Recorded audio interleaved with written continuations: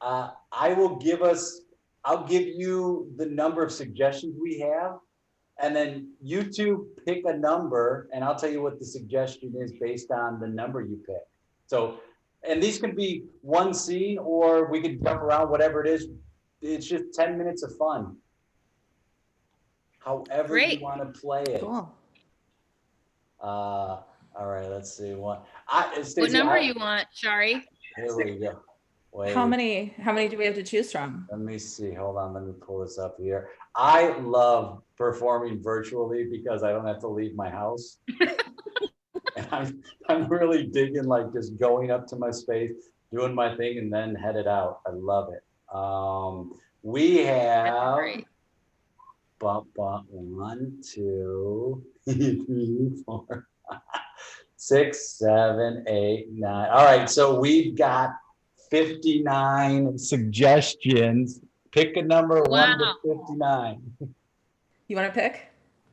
You pick, Shari. Oh, you pick. Okay, I'll pick. Okay, fine. You pick one number, I'll pick the other number. So we'll do a double-digit number. Okay. I'll pick 3. Okay, and 4. So 34. Oh, yeah. Here we go. 34.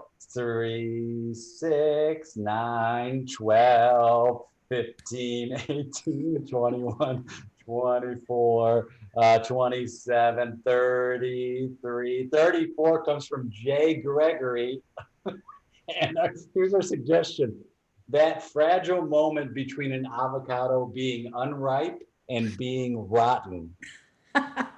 That fragile moment between an avocado being unripe and being rotten. All right. Thanks, J Graigory. Yeah.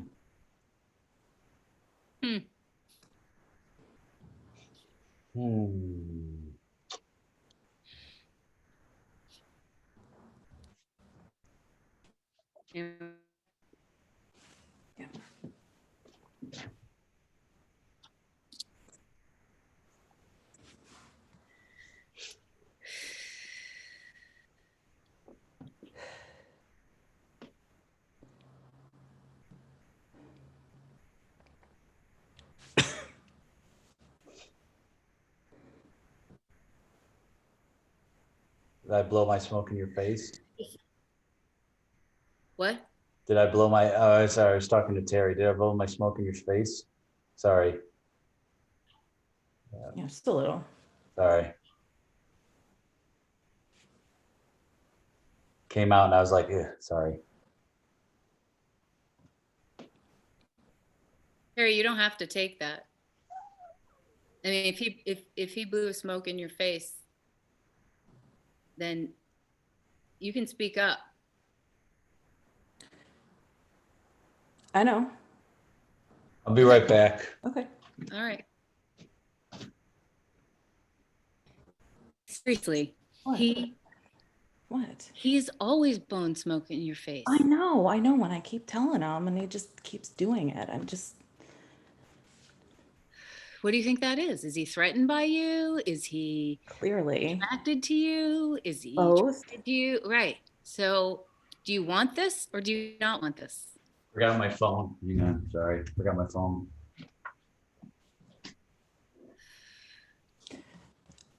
I think I want it, but I don't want to say anything, you know? He should come to me. Right? That's what he's doing. By blowing smoke in my face? Yeah. It's the adult version of cooties. You know, it's like he doesn't know how to get positive attention, so he's soliciting negative attention just to get your attention. Sorry, gotta get my hat. Right, which makes me question whether or not I should say something, because is he like that in relationships, you know? Because we have these great moments of hanging out and I'm like, amazing. And then... It's a good hat. It's a good hat. I know, I like that hat. He has good style. I like his style too. Right. Yeah. I don't know. I think he's good. I mean, he's immature, but like with that, you get that playfulness, you know? Right. And he seems loyal. He does seem loyal. You don't get a lot of loyalty on the West Coast. No, everything's so loose, you know? No one will tell you no. No, but everybody's like polyamorous, you know? Right. Everything's a little loose. Nobody wants to commit, and nothing wrong with that. There's no, if you want somebody loyal, Matt's loyal. I just like to know what's going on, you know? Everyone can define that for themselves. Okay, when he comes back, I'm gonna go make a call. Okay. Okay. And I'm just gonna see. I'm always around. I'm like, come back. Maybe I am the cock blocker in this situation. You are not the cock blocker. I am the cock blocker. And if there's anything I don't want to be in this world, it's a cock blocker. And I mean that for you to him, not him. You know what I mean? I've got your back. All right, thanks. There is no word for that, is there? For a woman getting blocked. No, it's only for men. We got to think of something. Yeah, because women just receive men's attention. They're the ones that, yeah. Right. They lost my car. What? Well, they said they forgot where they parked it, so it'll be another few minutes here. Huh. Yeah. Well, I'll go, you know, I know the head valet. I'll go. What kind of car do you have? Oh, you know Jeremy? Yeah. I got a Dodge Mercury. Okay. So it's a 94. It's banana yellow. Sweet. Yeah. Sweet ride. Okay, I'll go see how it's going. I'll be right back.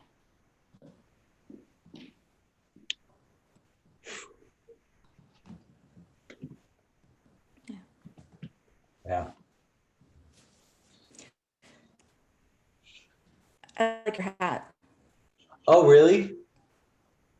Oh, thank you. I feel real self-conscious wearing it. I'm like, I'm going to try wearing a fedora. I think it's all right. I mean, I wore it out, so, and then I forgot in the restaurant. I like it. It looks nice on you. Oh, thanks. Thanks. Yeah, I used to wear a lot of baseball hats, and now I'm wearing a fedora. I feel like the fedora phase has passed. Like everybody had a fedora for years, and I was like, I don't want to wear a fedora now. I'm like, I think it's the wane of the fedora era. It works for you. Yeah, the fedora phase has definitely passed, but it looks good on you. Oh, thanks. I like it. Yeah. Hey, I like your glasses. Sure, got my phone. Oh. Okay.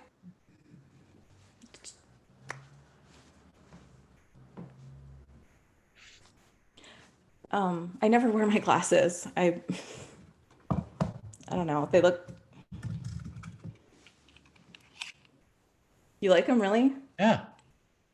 Yeah, I think they look them. No, they shape your face well. Thanks. Thanks. Hey, you want to go have dinner sometime? I feel like there's this thing in the air that's between us. You want to go out to dinner, or I don't know, get ice cream? Get ice cream and dinner, maybe? Yeah, both. Yes. Yes, yes, I do. Yes, I like that a lot. Yes. Okay, good. Yeah, I felt like there was something going on between us, and then I was like, maybe I shouldn't say something. I did too. Oh. You know what? My phone's ringing again.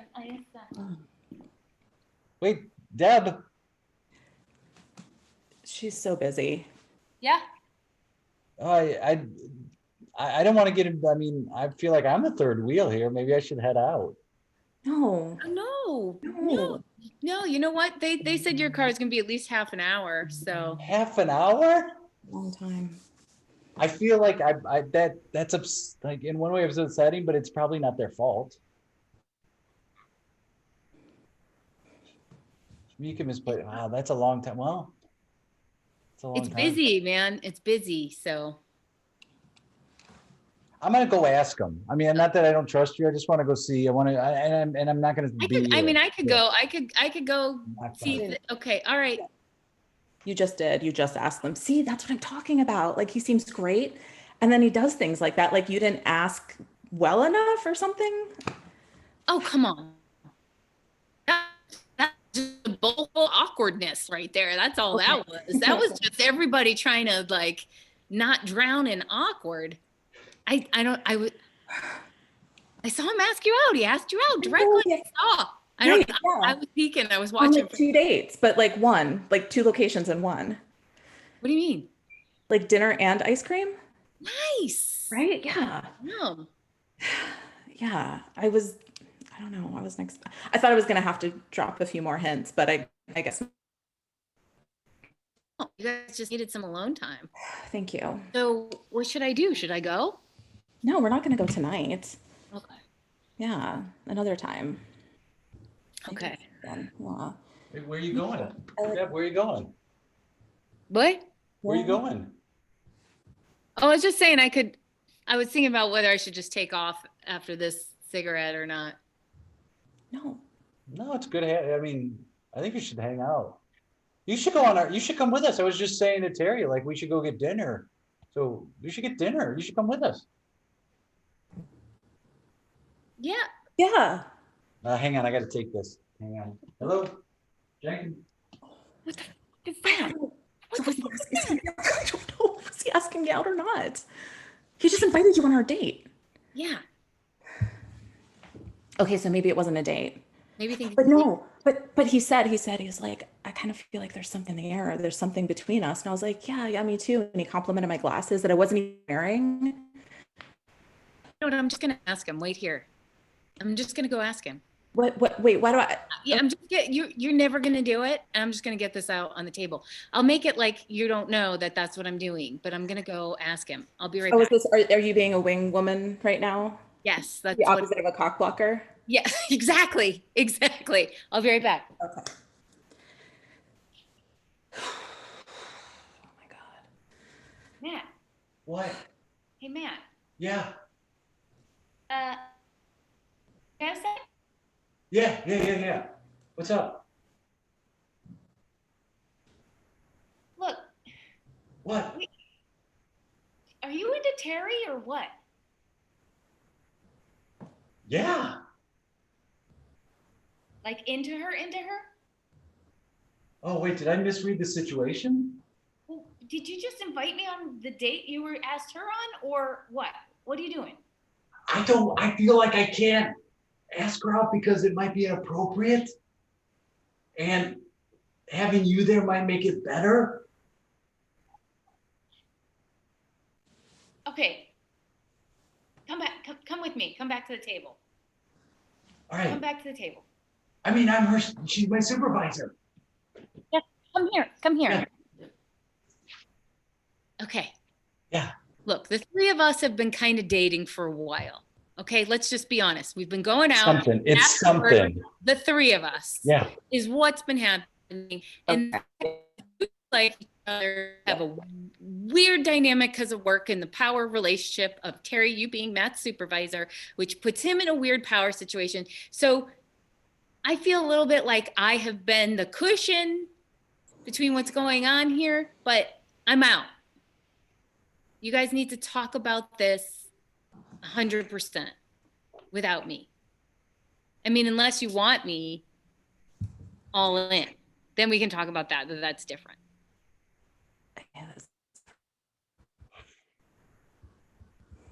I'm not saying it's what I want. I'm just saying. Are you saying it's not what you want? I'm not saying it's not what I want. I'm saying I would consider it. Okay. But if we're not all even in, like, if somebody's not even in that at all, then why bother? Right. Because that's a whole other layer of. That's a whole other thing. Totally. Yeah. They just pulled up with my car.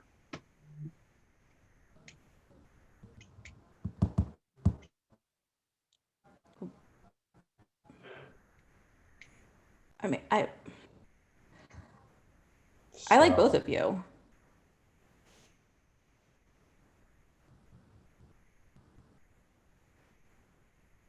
Matt.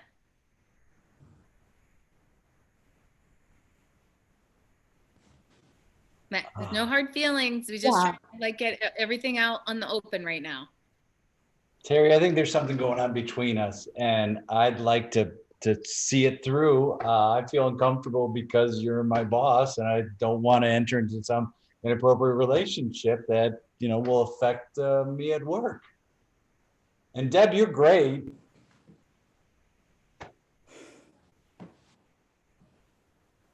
Cool. Thanks. You know, I'm glad you're honest and direct. And I'm just gonna, I'll just go take your car for a little ride, and you two can. Yeah, we need a second. Thanks.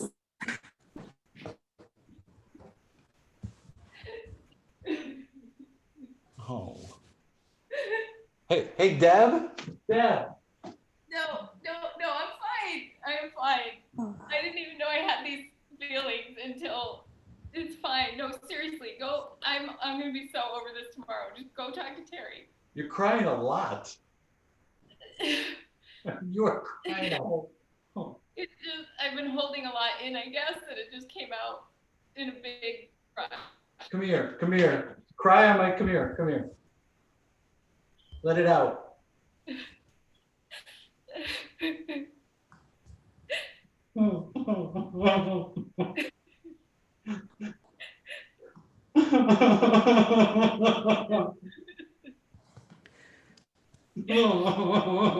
Terry, come here.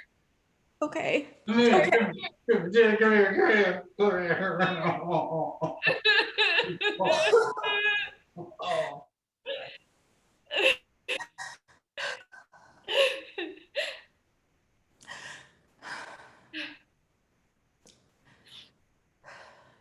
Scene. Well. I want to hang out with those guys. Oh my God. Hey, solid move, Stace, with the cigarette. Solid. I'm a big fan of that. It's like, oh yeah, just busting a little object work at the start. See how it goes. That was so fun. I felt like I was giving it to you, Shari, when you took it. It actually felt pretty good. So that was nice.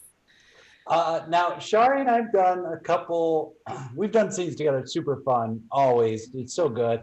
Stacey, you and I have done so many scenes. But how did you, Stacey, how did you get into improv?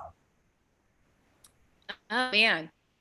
My sister was the actor of the family. And then when she went to Boston College, it has a group called My Mother's Fleabag. That eventually Amy Poehler went through in Boston College, and I'd go up and I'd see stuff, and I loved it, but I never thought I would perform. And then I went to Northwestern and majored in radio, television, and film, but it has a great theater department, and so it has this killer improv. But then it just had this one like sketch and short form, and you know, I'd audition, but I massive stage fright. Really? So, like I'd get to the callback and I would choke. Mm-hmm. Wow. And I really didn't start performing till I was 28. So, like, I just dabbled here and there. And then when I was 28, I was finally like, all right, I'm just going to get out of my way and do what I want to do and not worry if I'm good enough at it and all that. Wow, because I remember when, like, meeting you in Chicago and seeing you, and like the thought that you would have stage fright or that would be any part of your game was not something I would have thought. I wouldn't have thought like, oh, because you've just always been this person who's just fearless and gets on stage and goes for it. And so it's really interesting to hear that, especially for people watching this who might have the same thing of like feeling the stage fright, to go, it sometimes doesn't appear that way to other people. No, not at all. And it will still be if I'm like triggered by like an audition or some sense of judgment in the room. But I think that I have been doing it long enough where most of the time you can't tell what's going on. But it used to be like my hands would sweat and shake, and like I would weep after a show, or be nauseous for the whole day before a show, or like it was to the point where I was like, I don't know if it's worth this, you know, tremendous emotional roller coaster. But actually, Kevin Dorff, who was on Second City Main Stage and wrote for Conan for years, and he with the Brody Theater, and he was one of the first people I took workshops with. And the nice thing about being in a small town is sometimes you get to meet someone on a level that if you lived in the big city where they are, you don't get that chance. And so he'd come and guest teach out here. And that's before I moved to Chicago. And then when I moved to Chicago, he was in New York, but I was doing the Del Close Marathon. And I was talking to him after the show because I had horrible stage fright. And he was like, you've had these huge, your first night at Second City, your first day writing for Conan, like you must feel fear sometimes. And how do you handle it? And he was like, well, I just know that it's going to be there. And I read the paper and I have my cup of coffee and and he was just basically talking about self-care and that you accepting the fear versus being like the cycle of stage fright is, oh, my hands are starting to shake. I'm going to shake on stage. It's going to distract me. And then you try to fight the fear and then it becomes, so he really helped in terms of me just accepting that the fear is there. And then I started to recognize that a lot of those things are the same as excitement. You're a little going to go amusement park the next day, you might like be nauseous with excitement all day, or like little kids when they get a puppy, right? And they just immediately weep, right? Like that's excitement and stage fright are the same neurological effects.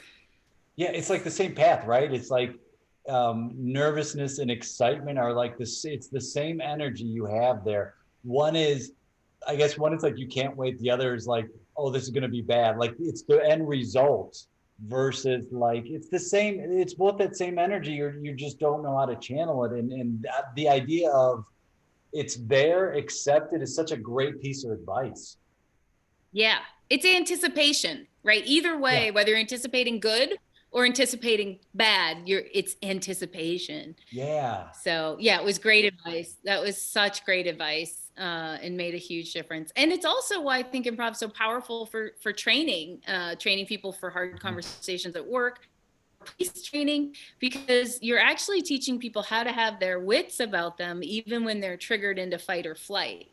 Oh yeah. And instead of fighting the fight or flight and getting this, fed into it, like, how can I go, okay, I am mindful, like I'm aware that I'm now in fight or flight.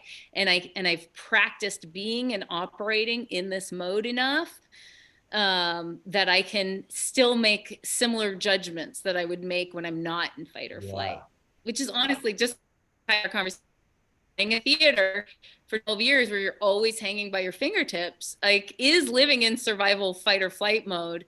So there is a certain extent of the pandemic for me I've been equipped for, because the survival mode is exactly the same as it's always been, so.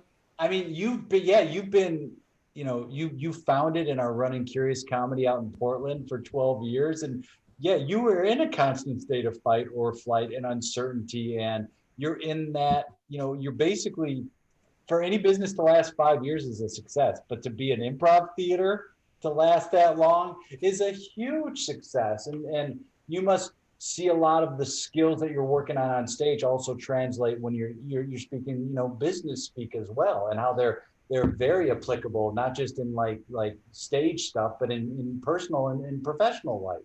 They are. And also, and this harkens back to the chat we were having earlier, is like at the same time,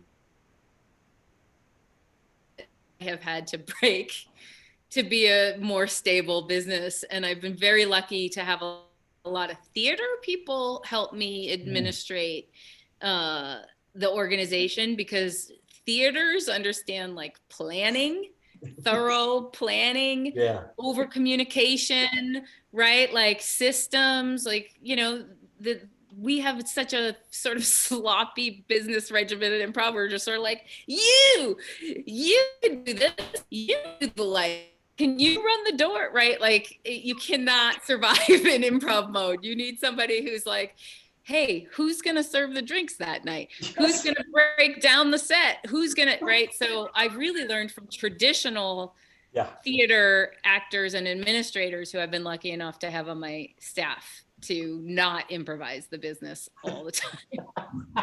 Well, I've always said improv is like regular theater, just less professional. Yeah.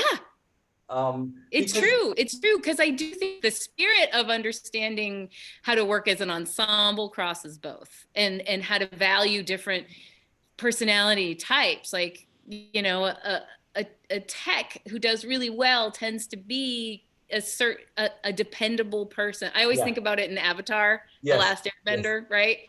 Yes. So the tech people are the earthbenders. And they're always going to be on time. They're always dependable. That's what you need. You need the people who are going to be there all the time. Yes. At the same time, they're going to be a little rigid, you know, and a little less flexible than you might want them to be. But that's comes with someone who likes routine and reliability. And so you have to understand like the package. And the actors are going to be the opposite, right? They're all air and smoke, and they're like, woo, do I have a show? What, right? Just in the extreme. And you have to remind them to like greet the staff and greet the volunteers and to let other people feel their. So I think theater and improv, right, both share that sense of community and roles and stuff, but the rest of the professionalism, for sure, theater has down really well. I mean, they're also, right, a bigger production, so they have to. If you're doing a $65 ticket production where the lead comes down on a light descending from the rafters, right? You need to know who rigged that thing, and you need to make sure them walking off the bus from work, having a beer and walking on stage. Like, it's easy to get sloppy about the administration of things. Wait, shit, no, I'm not supposed to. I can't rig it this week. I thought, oh, wait, it is my turn to rig it this week? Oh, I'm high.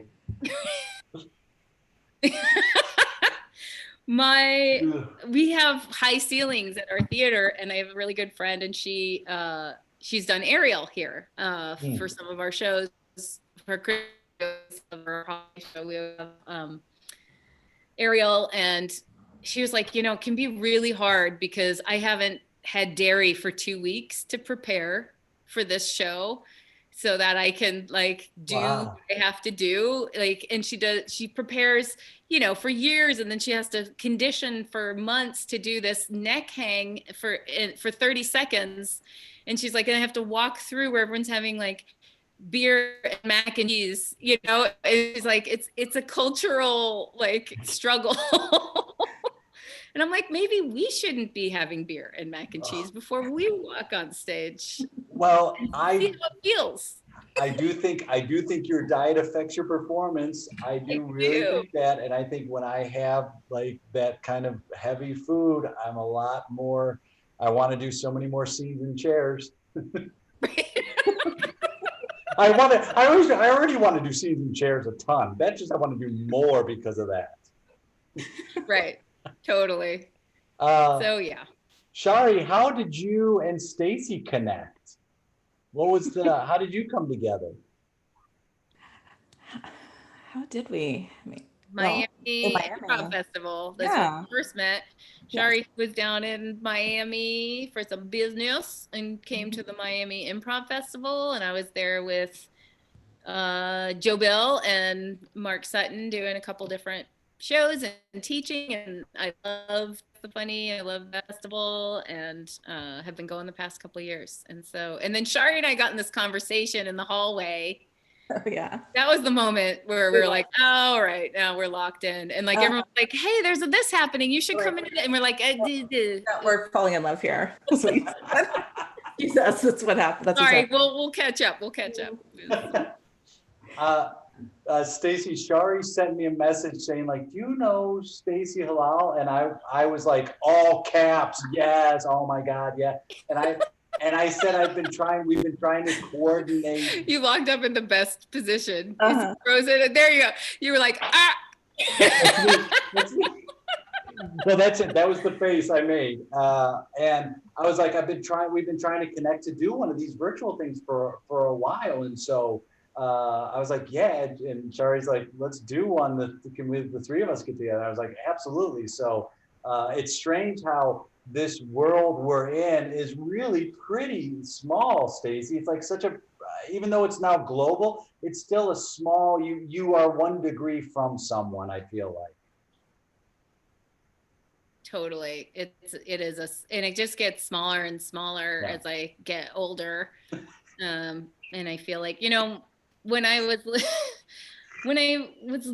decided to move back to Portland, you know, my family's all in Massachusetts and all very close to each other. And they're like, well, Stacey's just going to live in Oregon. My grandmother said, oh, she must have such a nice nest of friends there.